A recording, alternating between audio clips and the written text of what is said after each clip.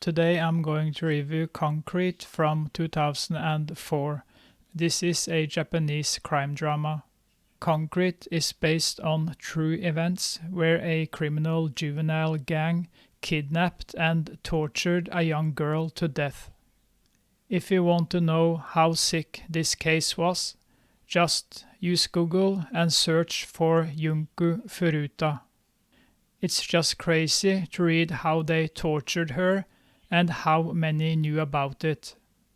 Japan has a major problem with youth crime and the low penalty you get if you have done something really bad as killing a person.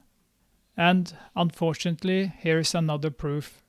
But the parents of these kids are as hopeless as their own kids, especially if there is a father in the household who fails to keep an eye on what's going on in his own home.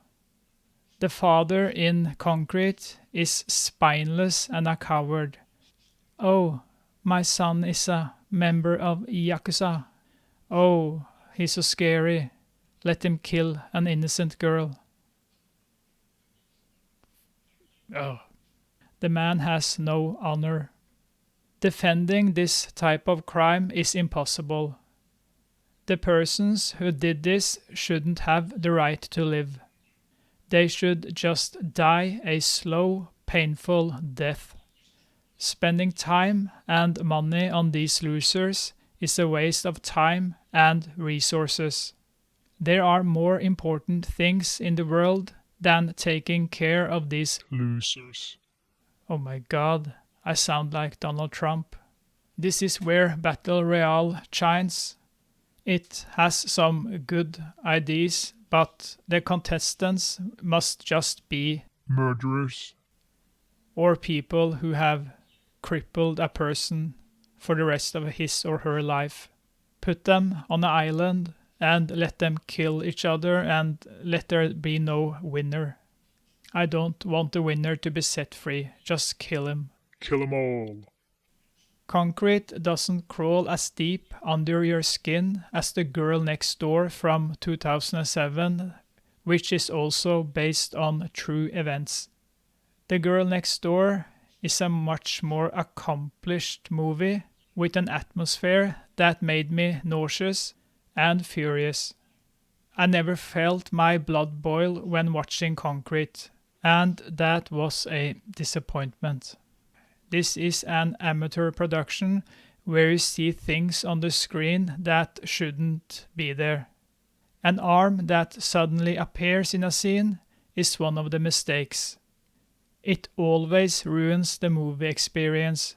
The actors are nothing special. Especially the girl who is tortured to death is awful. She is apathetic, but she becomes too apathetic and stupid when she constantly gets the chance to escape. She makes the same mistake every single time. It's frustrating to watch. But if I'm going to defend her, she is in shock and her brain is probably not working properly.